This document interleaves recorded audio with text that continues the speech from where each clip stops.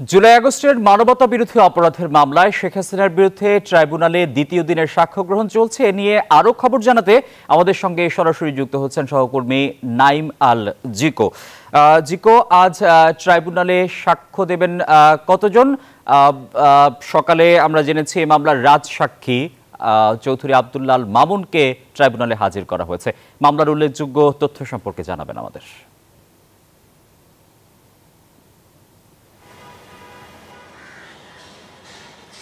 জি, ধন্যবাদ টিপু আপনাকে।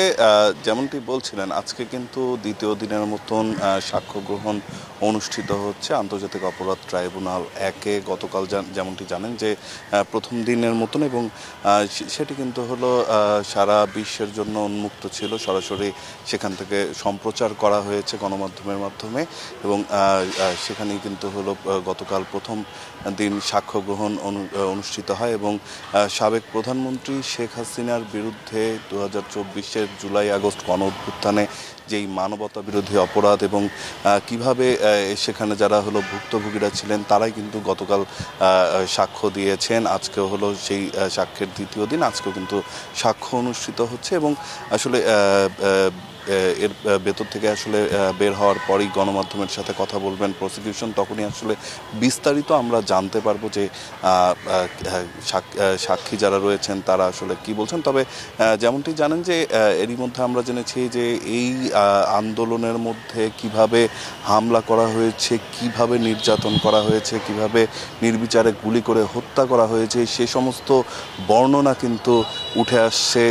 যারা হলো জুলাই আন্দোলনে যারা আহত ছিলেন তাদের ভাষ্যমতে, এবং প্রত্যক্ষদর্শী ছিলেন তাদের ভাষ্যমতে, সারা বিশ্ব যেখানে দেখেছে, অসংখ্য ভিডিও ফুটেজ যেখানে রয়েছে, সব কিছু মিলিয়ে কিন্তু আসলে এই মামলাটি, আইনি প্রক্রিয়াটি চলমান রয়েছে। এবং দ্বিতীয় দিনের মতন যেহেতু দেখছেন যে ফাস্ট ট্র্যাক গতিতেই হলো এই মামলাটির গতি কিন্তু এগিয়ে চলছে। তো সার্বিকভাবে আসলে আশা করা যায় খুব দ্রুতই মামলাটির কাজ শেষ হবে, এবং শেখ হাসিনার বিরুদ্ধে দ্বিতীয় কোনো মামলা এটি হবে যেটিতে সাজা আসলে প্রদান করা হবে বলে ধারণা করা হচ্ছে।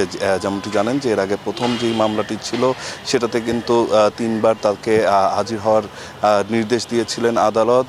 হাজির যখন হননি তখন কিন্তু অ্যামিকাস কিউরি নিয়োগ দিয়ে তার পরামর্শ মোতাবেক আদালত অবমাননার যেই মামলাটি ছিল সেটিতে কিন্তু তাকে সাজা প্রদান করা হয়েছে। এবং এটি কিন্তু তার শেখ হাসিনার বিরুদ্ধে দ্বিতীয় মামলা, যেটিতে অর্থাৎ মানবতা বিরোধী অপরাধের প্রথম এবং সাজা, মানে যদি হলো মামলার দিক থেকে বলি তাহলে দ্বিতীয় মামলা, যেটি আর কি ফাস্ট ট্র্যাক গতিতে আইনি প্রক্রিয়াটি চলমান রয়েছে।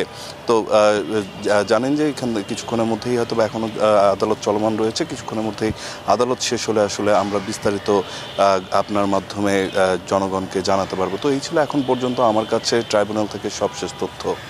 জিকো, আপনাকে ধন্যবাদ। বান্ডেল থাকলে প্রতি সেনমানিতে টাকা বাঁচবে। বিকাশ সেনমানি বান্ডেল কিনে জিতুন প্রতি লেনদেনে।